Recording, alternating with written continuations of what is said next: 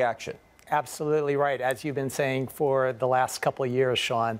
And the sad part about it is, in the DNC context, you know, you mentioned Mr. Assange.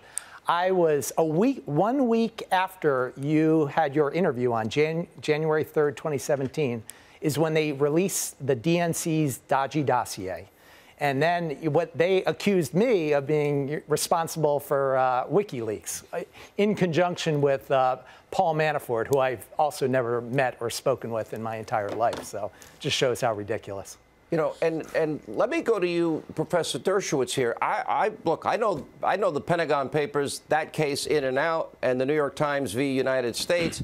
They didn't steal the information. They didn't conspire to steal the information.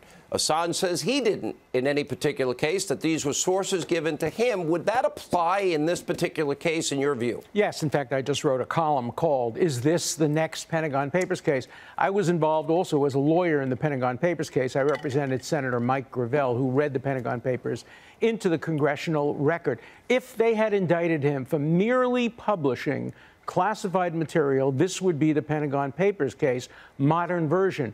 But they were very clever, and they indicted him on a very factually questionable basis for encouraging Manning to try to get information, for asking Manning for the first part of a password into a computer. Factually, it's a very weak indictment, but it doesn't indict him for publishing classified material. One of the reasons for that is Great Britain probably wouldn't extradite somebody who was charged merely with publishing information.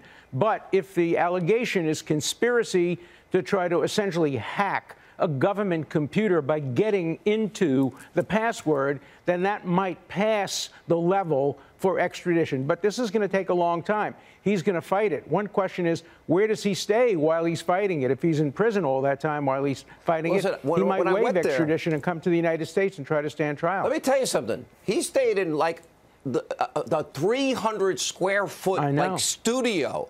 I mean, this was no extravagant living. Obviously, he believes deeply in what he was doing. There's no question about that. He's a real believer.